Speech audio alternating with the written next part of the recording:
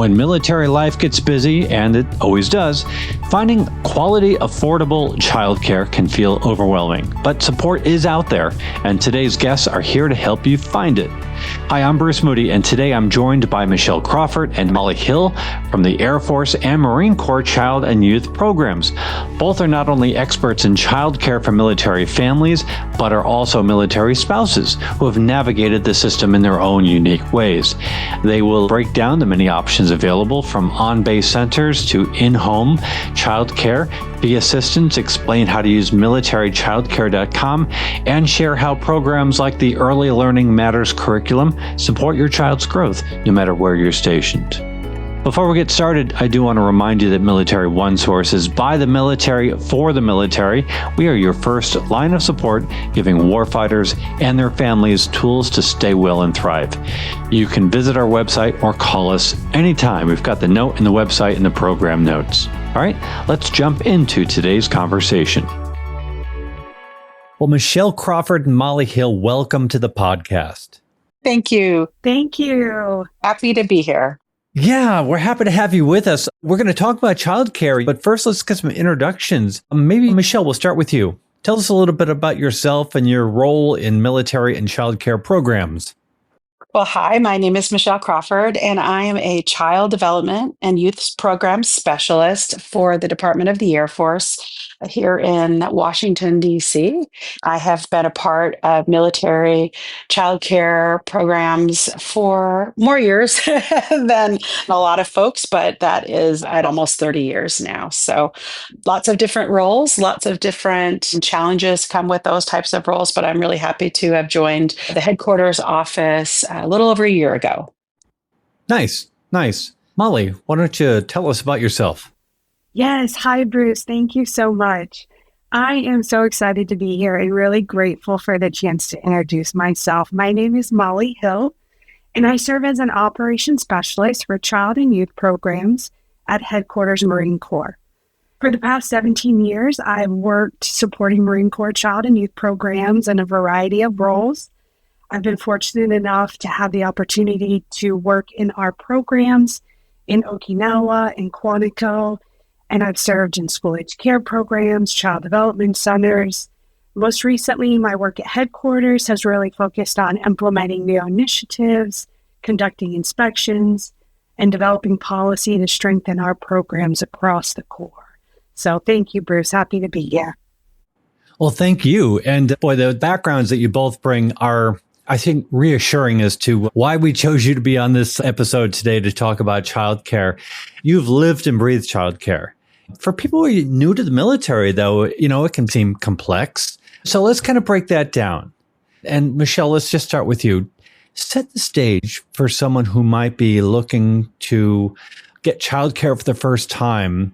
What are the options? What are the programs available to them?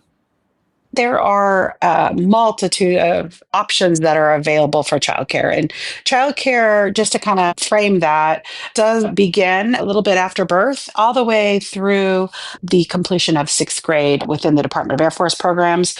So we have a variety of center-based programs, which are traditionally what we call child development centers. We also have school-age care programs. That's for once you enter kindergarten and all the way through sixth grade programs. And also we have some community-based programs that you can get some fee assistance when maybe there isn't a military childcare option near your installation or your duty location. So many opportunities, many options out there that best fit the needs of you and your family. And there's one central place that you go to find that, and that's MilitaryChildcare.com. That will give you all of your options. And that's also how you sign up. Let the program know that you need care on a specific date. Yeah, a lot of good points in there. And one point I'd like to make, and thanks for that, Michelle, and you're referencing a lot of your programs over at the Air Force. These programs can be found at all the services. Different names, of course. They all go by different names. Absolutely. Honestly, the department's policy drives these. And so what we're going to describe maybe during today's conversation is going to have some Marine Corps terminology, some Air Force terminology, but you're going to find it through every service. We'll put a link to the website. My mind is a blank. Tell me again that website. MilitaryChildcare.com. There we are. I knew if I tried to remember it, we'd spend way, way too much time. Yes. It's a .com website, but please, folks, you need to know this is a military-owned and operated website. It's by the military for the military. So you're going to the right place if you click on that link, and we'll have it in the program notes. So childcare, it's legendary for the cost. So let's talk about how the military childcare fees work. Maybe Molly, you can have a go at that. Yes, Bruce, thank you. I'd be happy to answer this one. So within military childcare, we do operate on an income-based system. So what that means is that the fees that our patrons pay for childcare are determined by what we like to call total family income, or of course in the military, we have an acronym for it, TFI, which includes most household earnings. So once we gather your TFI, you are put into a category. And each category has a set fee range. And so the more that you earn as a household, the more you would pay. If you're in a lower category, you would pay less. And so that is how we operate our fees within military childcare. Add on to what Molly shared, where we might differ from some community-based programs is that with that total family income and that flat rate fee, you don't pay any different whether your child is an infant or a toddler or a preschool child. It is just a flat rate for child care. So you don't have to worry about those extra expenses if you have, say, an infant, and infant care is very expensive in the community, where with us, it's the same cost. With that, we also included in that, besides the care and education that we're providing, you also receive meals, and that includes formula if your infant is on formula. So just something to think about when you're thinking about cost is that ours is a standard fee for childcare, not for the age of your child. That's a really important distinction. Do you have any stories, any examples of how child care fees made a difference for a family? Because that might give some illustration as to what we're talking about. Either of you? Both of you? Well, Bruce, I do have a story, but it's more connected. I think we were going to talk a little bit about our fee assistance program. Okay. Is that a good time to kind of dive into that? This is an excellent time. Okay, perfect. So if you're not familiar, we call it Military Childcare in Your Neighborhood, or MCCYN. And that is our off-base childcare fee assistance program, really intended for those active duty and civilians who support the military.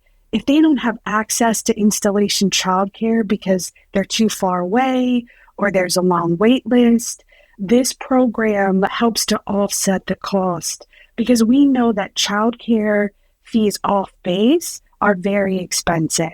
And what we're working to do is to try and help those families pay what they would pay on base in a community program. And so MCCYN, it really helps to keep affordable childcare in reach for eligible families. And so one example that I have of how fee assistance has been so impactful, we had a family where the father was going to PCS to a new installation. The mother was going to stay back because she was finishing her higher education degree, and the child was enrolled in a program out in the community. They were receiving fee assistance. And one of the key points with fee assistance is that that child has to reside with the service member. But the mom wanted to keep the child with her so she could finish school. The child could remain in the program they were currently enrolled in. And so we were able to provide an exception and allow that mom to finish her degree, keep her child in care, and still keep getting fee assistance, which was really helpful for that family. So that was one great story that I loved hearing, where we're helping a spouse get higher education, and we're also supporting the family through military childcare in your neighborhood. No, thanks for that, Molly. It's really important. And we'll have a link to the Military Childcare in Your Neighborhood program. It is rolling out across the country. It's most of the way there. It's a lot of the way there. So you can click on the link and see where that program is in your community.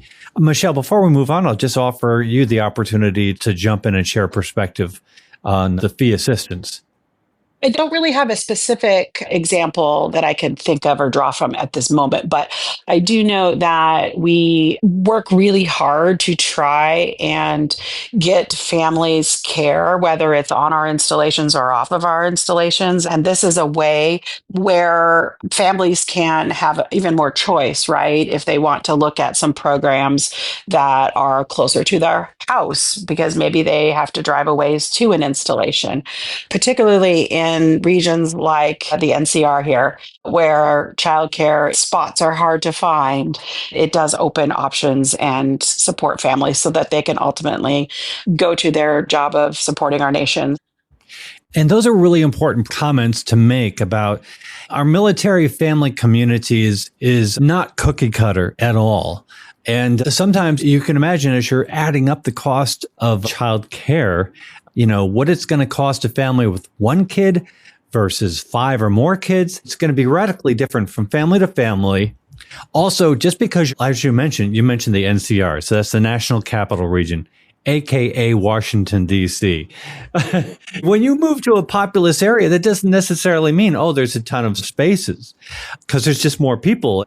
So the challenge to finding childcare and then something that matches the needs of your family and the needs of your budget, there's a lot going on. So some people are in remote areas. Some people are in highly populous areas. Some people are overseas. So let's talk about that briefly. What does the childcare landscape look like for families who are stationed overseas compared to those who are stateside?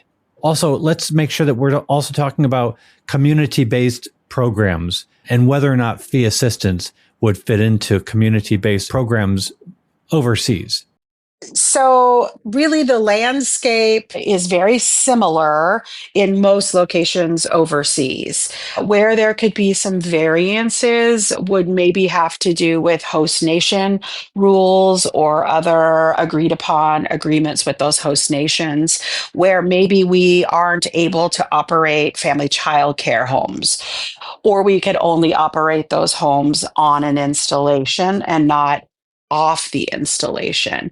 So most overseas assignments are going to have your childcare centers, your school age programs, and your youth, which is for those older kids, recreational programs.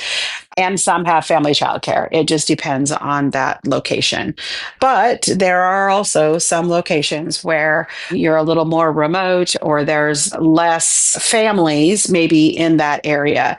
And so there are some locations that you are able to use specific community-based programs that have been, I'll say the word vetted, right, through our stringent set of criteria that then kind of model what our child development centers or school age programs provide.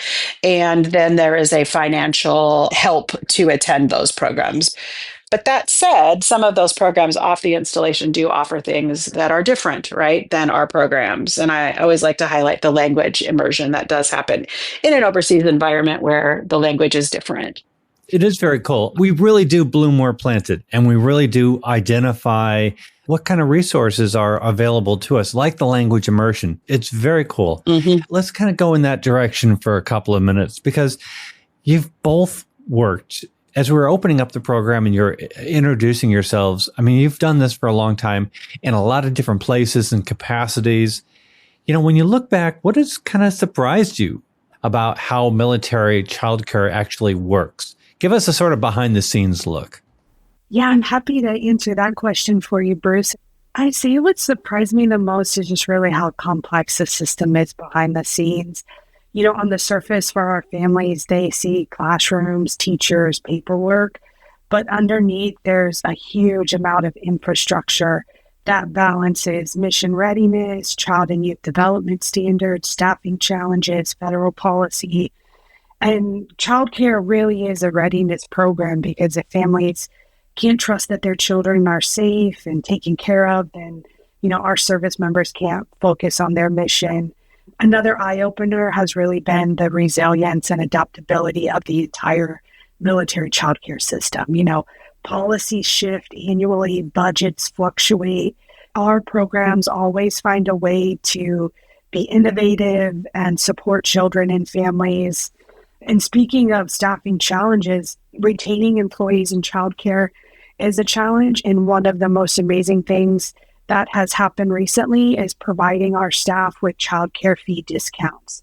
So we're really working hard to highlight that to recruit and retain staff, is that they do get a discount on their own childcare fees if they're employed with us. And, I'm also really impressed by the dedication of the people who make it work. Our teachers in the classroom, to our policy teams at the department level. There's just such a great shared understanding that military childcare isn't a benefit, but it's really a necessity.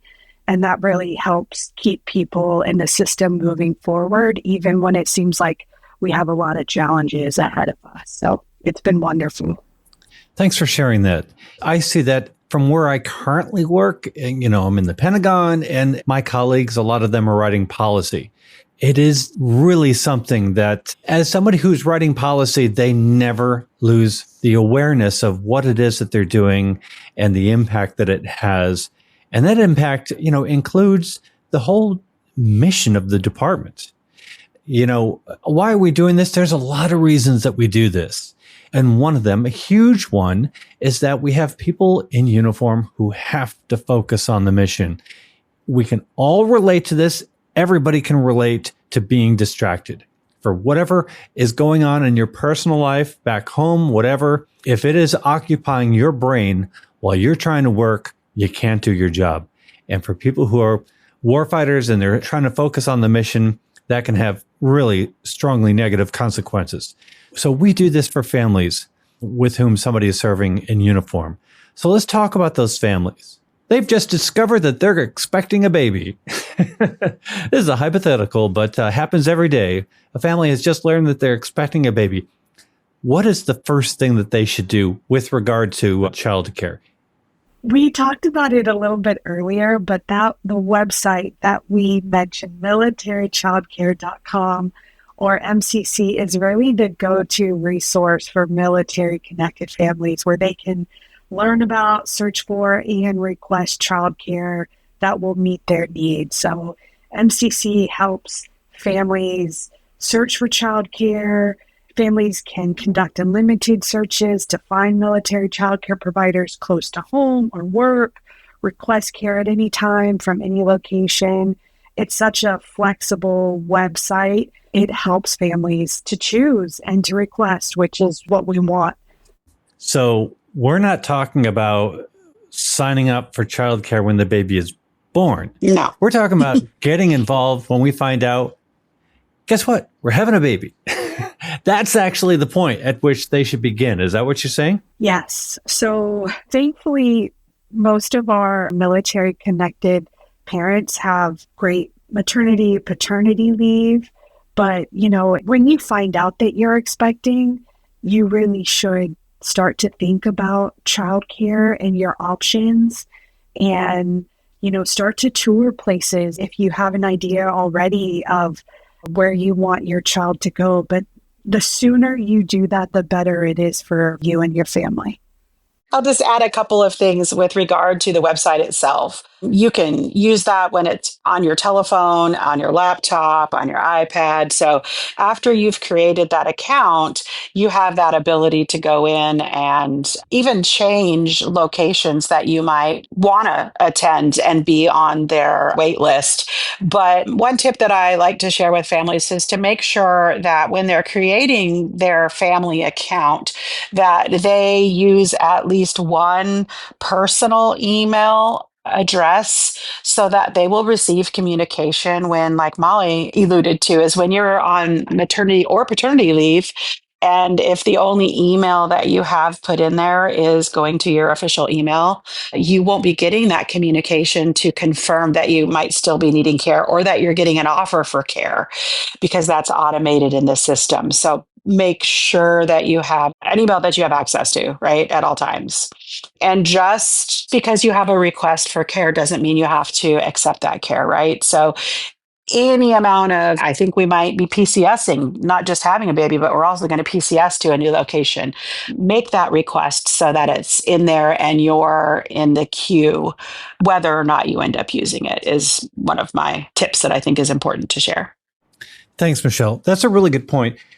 What I wanted to say is that one of the benefits of having your childcare lined up by the time the baby is born is, I think, I'm going out on a ledge here, but just help me out here. But I mean, it does seem to me that when you're looking at something like the military paternal leave program, having childcare lined up just allows you more freedom with their program, more opportunities to use that program in ways that mean something to you, because you don't have to take it all in one chunk. You can take that in increments.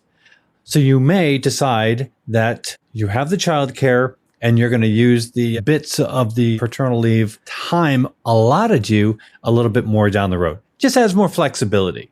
Anyway, all right, let's get back to it. I really value in this conversation because I think that it's giving a good picture into the childcare program, especially for new couples who are going to be parents. And I would imagine that a lot of people are going to see childcare simply as babysitting. Let's talk about that. You've mentioned a bunch of programs that you have offered from day to day. Let's break those down and talk about some of the programs and just the general concept of what childcare is, maybe versus babysitting. One of the things that I like to remind folks about is that what we're actually doing is, I call it developing little humans. And I say that because our programs are structured in such a way, with support of our training programs for our staff and our curriculum, so that we are building on skills that are developing all the way from infancy through the pre-K years. And all of that builds on school readiness. And so we do that also through not just the everyday interactions. It's through interactions, it's through play, it's how we arrange our classrooms and our environments, the materials that your child has access to. All of that is very intentional and based on research and development of children. And so what you might not realize is that your time that your child is with us in our programs, we are observing development, we are creating learning experiences that might be individualized for your child that week or over the course of time. And you're going to have opportunities to have parent conferences that will go over where your child is and some next steps, or where your child might be having a little bit of a challenge and what are we going to do, work together to further emphasize and practice maybe some of those skill sets. So we have a professional training program that is through a partnership with The Ohio State University. It's called the Virtual Lab School. So that is a training program for our teaching staff. We also have a full-time training and curriculum specialist, is what the Air Force calls them, but trainer. And their sole job is to develop our staff, right? And they're looking at children's development as well in order to support the staff and families. But their job is to meet staff where they are and to grow them to make sure that they are able to provide that developmental care. So, Molly, can I tag you to do more about ELM? I would love that. Thank you, Michelle. That was a great segue because, like Michelle mentioned, all those things that we're doing with children in our child development centers, a big foundation of that is our curriculum that we use across child development centers in the Air Force, the Marine Corps. A few years ago, the department partnered with Purdue University and they developed a curriculum for military child development centers. It's called the Early Learning Matters Curriculum, or ELM for short. And I know the Air Force transitioned a few years ago. The Marine Corps was right behind them, and we implement ELM across the enterprise. And it's an amazing curriculum that, as children grow, the curriculum guides everything from language and literacy to math, social emotional skills, self-regulation. We're doing language and literacy and math activities daily to help children get ready for school. I love that ELM has a social emotional component and a self-regulation component.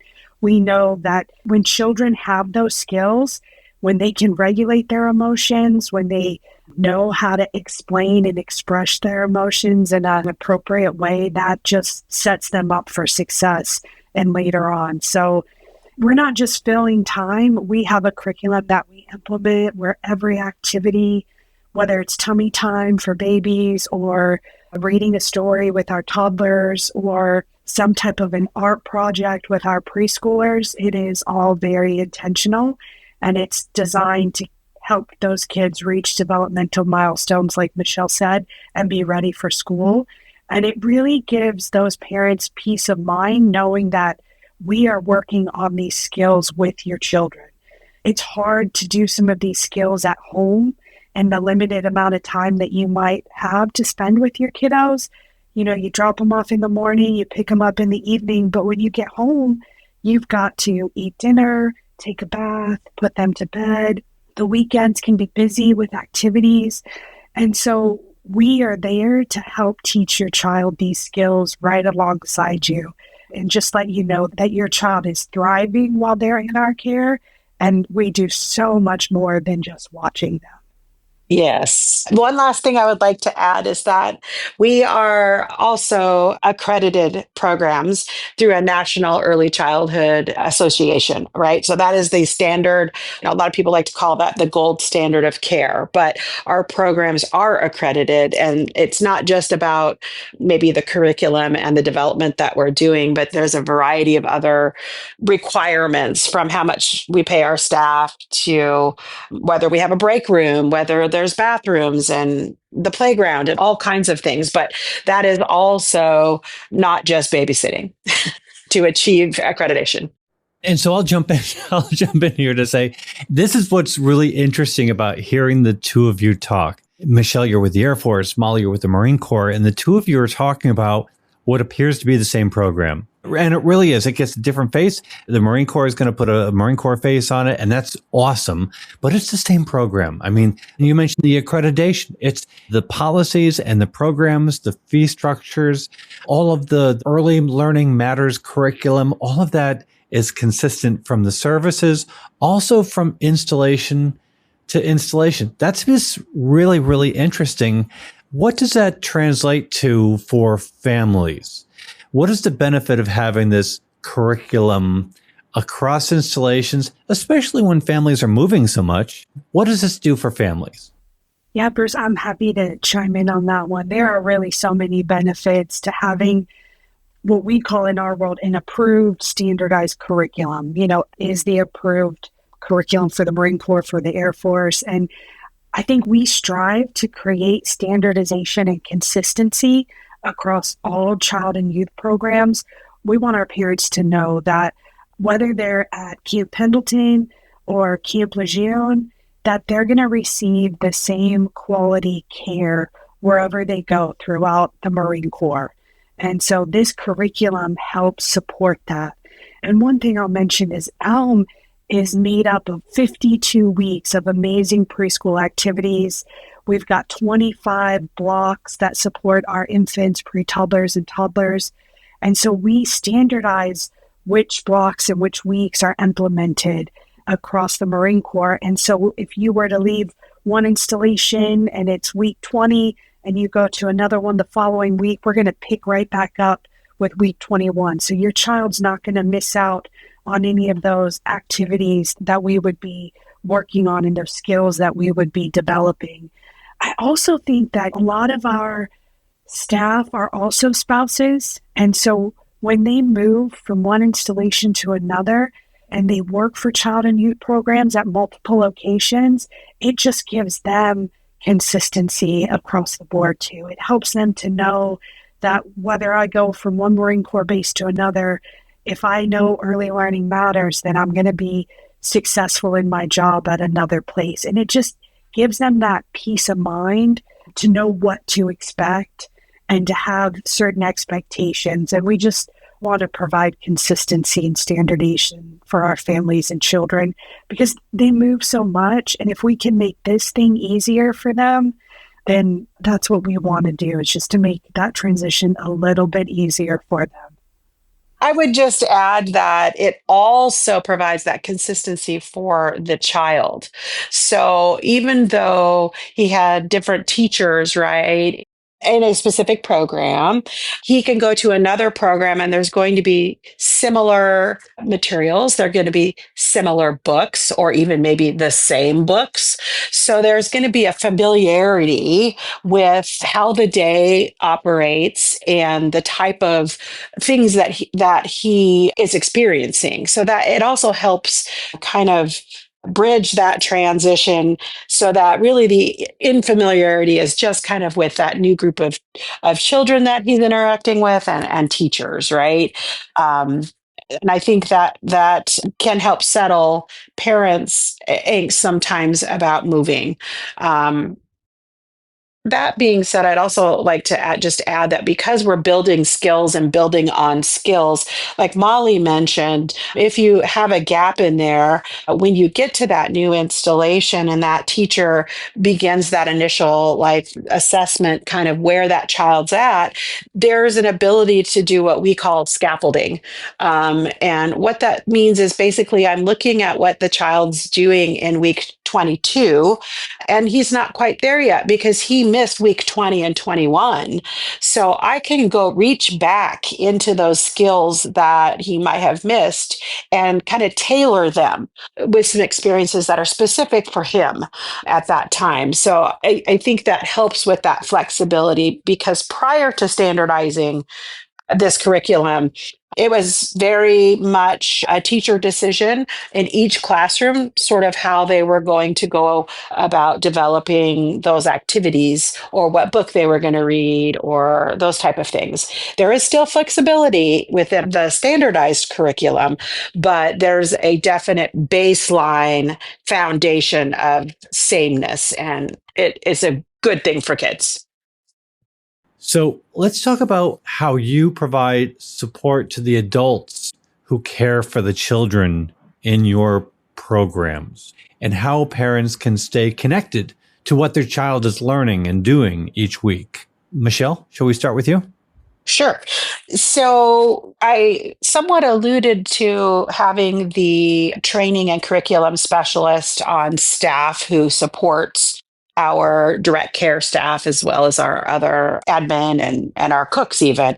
But there is a standardized learning course or courses, there's 15 of them, that all of our staff in the department, across the departments actually, complete. And those lay the foundation for early childhood education and what to expect. How do I guide children's behavior? How do I identify child maltreatment? What does it mean to look at cognitive development? So there is a platform that was designed by Ohio State University. Again, that's called the Virtual Lab School, or VLS for short.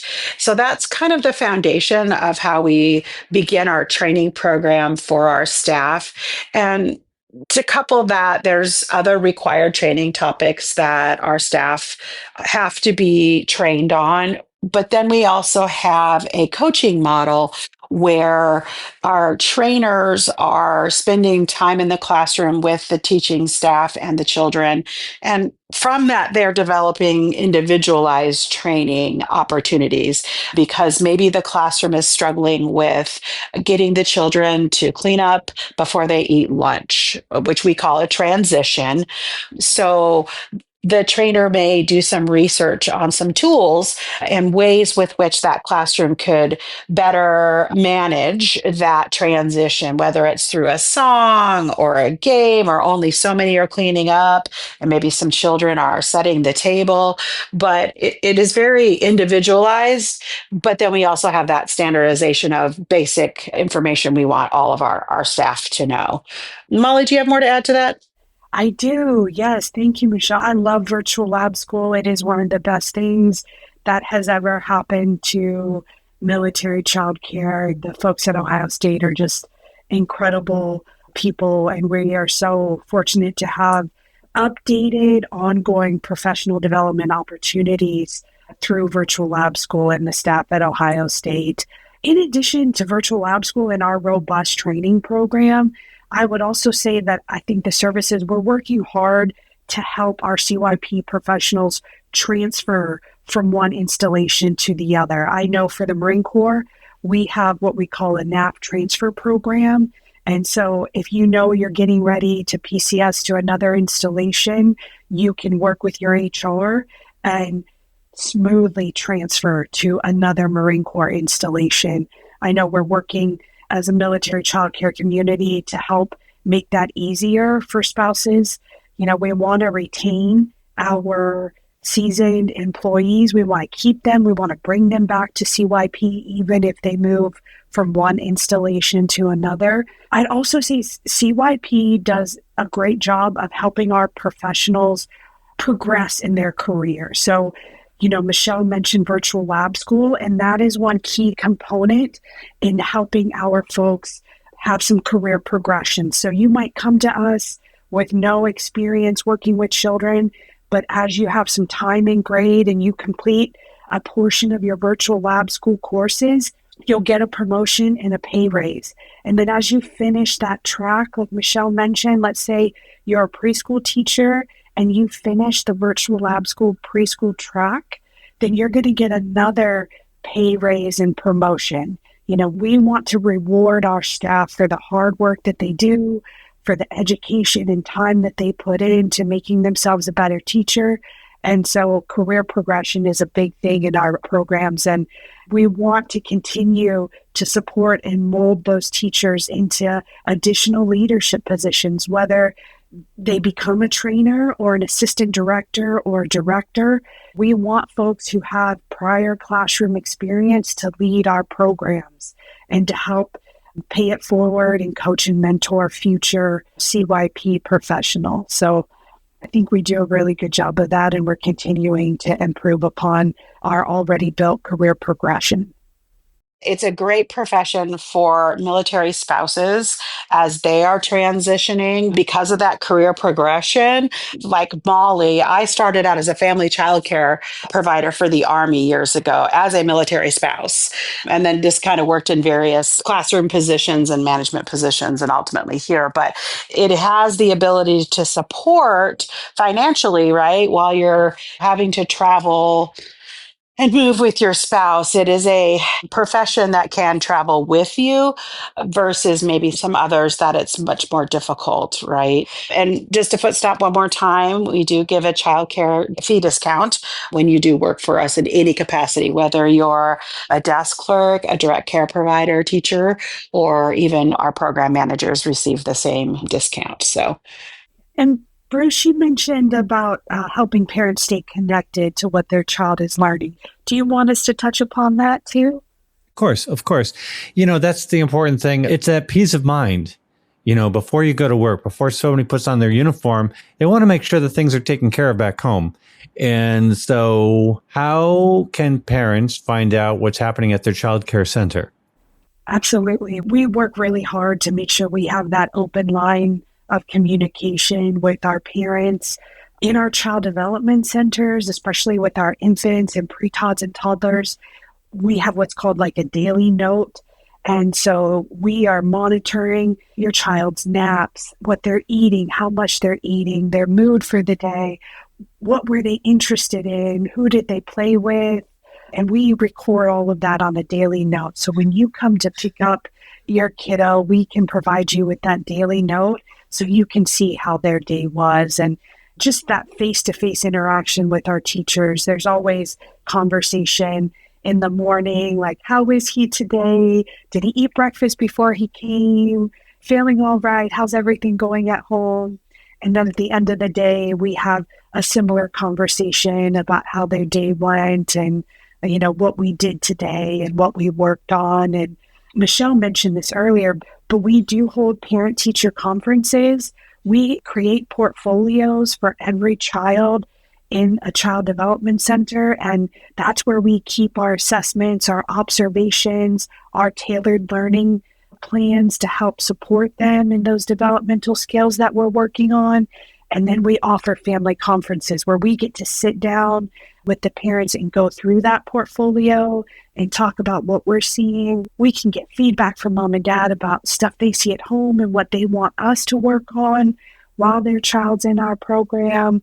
And additionally, one of the most amazing things about is the parent resources that they provide. And so they have what's called Readiness Starts Early, and it's tips for promoting your child's learning while your children are at home. So we give you an opportunity to kind of extend what we're doing in the classroom at home and to help just reinforce those skills that we're working on, which is one of the things I love. We do a lot to make sure that parents stay connected to what children are learning and doing each week. Before I let the two of you go, I want to step back to the beginning of the process because I really want to get to wait lists. That's just such an important topic. So maybe we can wrap this up, this conversation. I want to give each of you a chance to comment on this. For a parent who is overwhelmed by wait lists and all of the choices, what would you want to say to them right now? And what is the one thing that you wish every military family understood about childcare? So as a parent myself, and to those parents who feel overwhelmed by wait lists, because I have small children too. I have a 2-year-old, a 5-year-old, and a 9-year-old.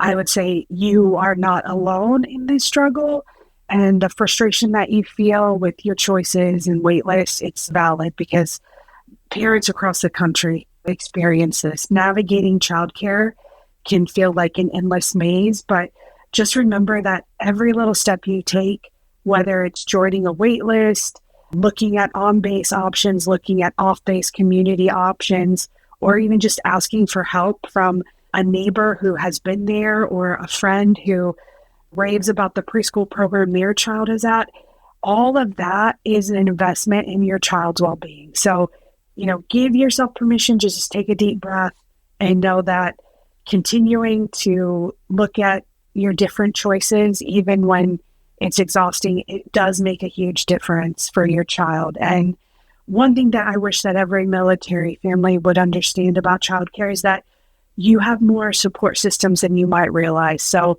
beyond what we have with child development centers on base, there are family childcare homes. There are subsidies that can open doors, to civilian programs off base that we talked about with NCCYN and military childcare in your neighborhood. A lot of times I think families think that the child development center may be their only option, but really we have a whole system designed with many different pathways that will help families find care that fits your needs. So understanding these alternatives can help to ease the pressure a little bit and to let you know that you have some choices. And I would just say too, if you don't know much about childcare, do your best to look at some of those accreditation bodies that Michelle mentioned, because there are some great parent resources out there about what quality childcare looks like. And then lastly, lean into your parent intuition. And as a parent, your child best and what's going to be a good fit for them, and just trust your gut. Michelle, we're going to give you the last word. All right. So I would build on what Molly kind of said. I think it's important that you do your research and that you go visit the programs that you're looking at putting your child in. I think it's important for you to walk in and get the feel of your surroundings and where your child is going to attend. Take the time to ask the type of questions that are important to you. Is curriculum important to you? Is outdoor time important to you? What are you feeding my child? Like the things that are important to you, make sure that you are looking for those things in that best fit for your family.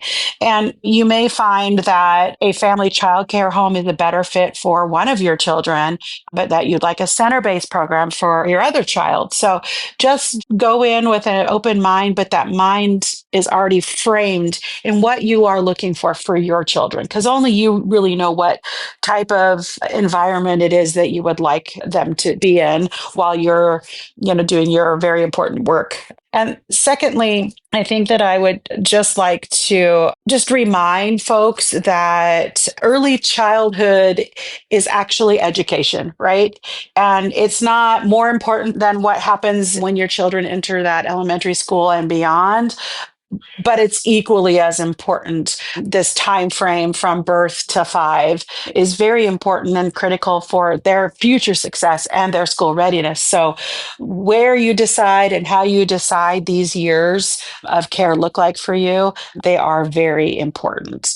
And the last thing I would say is that once you've made that decision is to work really hard to form some positive sort of reciprocal relationships with your teachers that your children are with, but also with those administrators of those programs, because that way you feel a little more at ease as you're leaving your children there, knowing that everyone has their best interests at heart. But there are ways to be involved in the program that you choose. It will vary, but there are parent advisory boards or those type of things that you can be involved and really a part of what's happening for your child on a daily basis or children on a daily basis. So there we go. Covered a lot of ground. There's even more on the website, a ton of links in the program notes for you to explore. But Michelle Crawford and Molly Hill, thank you so much. Really grateful for what you do, for what all of your colleagues do, and for joining us here today. Thank you, Bruce. Thank you, Bruce. It was a privilege. You're very, very welcome. And I want to remind you that Military OneSource is by the military for the military. We are your first line support, giving warfighters and their families tools to stay well and thrive. Call us anytime, visit us anytime. We've got our number and the website address in the program notes. There's also a link you can use to send us your questions or comments, maybe an idea for a future episode. And be sure to subscribe to this podcast wherever you get your podcasts, because we cover a wide range of topics to help military families navigate military life. I'm Bruce Moody. Thank you for listening. Take care. Bye-bye.